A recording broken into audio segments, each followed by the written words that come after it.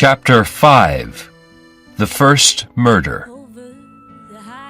When he woke up, Bruno felt better. His mind was clear, he felt happy, and he was hungry. After a good dinner, he read the notes about Miriam. What did she look like? She had red hair, was a little fat, and she was pregnant.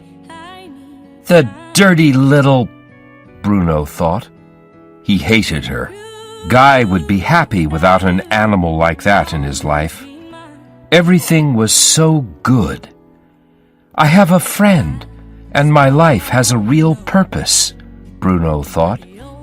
I'd do anything for Guy. When the train arrived at Metcalfe Station, Bruno looked for Miriam's address in the telephone book. Miriam's family name was Joyce, and she lived with her parents. There were 7 people called Joyce in the book. One was a Mrs. M. Joyce. Perhaps that was Miriam's mother, and she was called Miriam too? Bruno took a taxi to the address, 1253 Magnolia Street, and arrived at 9 o'clock.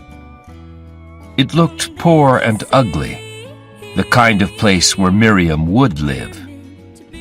Bruno waited by a tree near the house. After a long time, 2 men and a woman came out. The woman had red hair and a square, big body. One of the men had red hair, too. Her brother? They got in a car and drove away. Bruno ran fast for a taxi.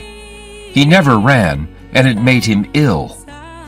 He found a taxi and got in. Go! Go! He shouted at the driver. He could see the car in front of them. Right! Turn right now! Where are you going? The driver asked. Perhaps I know the place. Shut your mouth and drive! Bruno screamed. The driver was annoyed and shook his head, but he followed the car. Eventually, the car stopped in front of a big sign with lights. It said, Lake Metcalfe's Land of Entertainment. There were music and lights and people laughing. An amusement park. Bruno smiled. This was perfect. He followed the woman and her friends through the park. Was she really Miriam? She was quite fat, and her hair was red. Bruno noticed that she wore red socks with red shoes. Ugly. But this woman wasn't pregnant. Then one of the men said, Miriam, do you want some ice cream? Oh, yes, she said. It was her. You've got 10 minutes to live, and you're pushing ice cream into your mouth, Bruno thought. Pig! Miriam and her friends ran off laughing. They went on lots of different rides. They went round and round and up and down. Miriam held her brother's hand, and then the other man's hand. She kissed him. Bruno hated her soft, fat face and her stupid laugh. And what was she kissing these men for? They all took a boat to an island in the middle of the Lake Metcalfe, and Bruno followed in another boat. The island was dark and quiet. There were a lot of trees. People came here to kiss and make love. Why were the 3 of them here? Let's sit down, one of the men said. I'll look for a place down here. The other man went with him.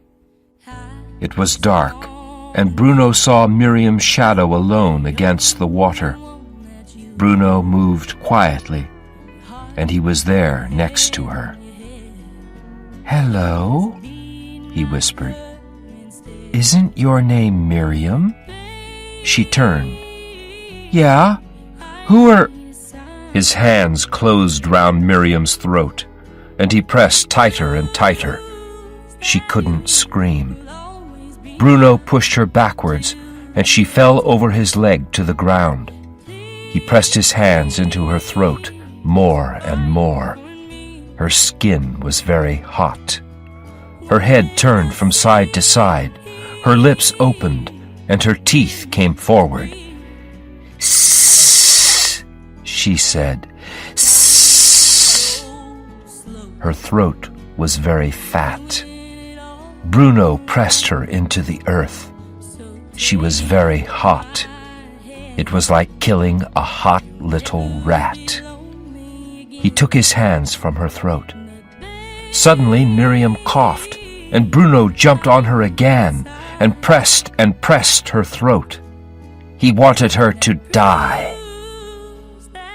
Miriam was silent, and Bruno took his hands away. He ran down to his boat and went back over the water to the park. "Help! Help!" Bruno heard the men shouting. "My God, she's dead! Help!" Bruno walked slowly out of the park. He needed a drink and went into a place that looked like a bar. "Whiskey," he said. "We don't sell drink here, son," the man said. "But I need a drink," Bruno shouted. "I don't have any whiskey," the man said. "Coffee?" Bruno left and ran to the station. He suddenly knew what he really wanted. A woman. He wanted a woman. He was very excited. He asked a taxi driver where to go. The man wrote an address on one of his cards. Bruno ran off, and the taxi driver watched him until he turned a corner.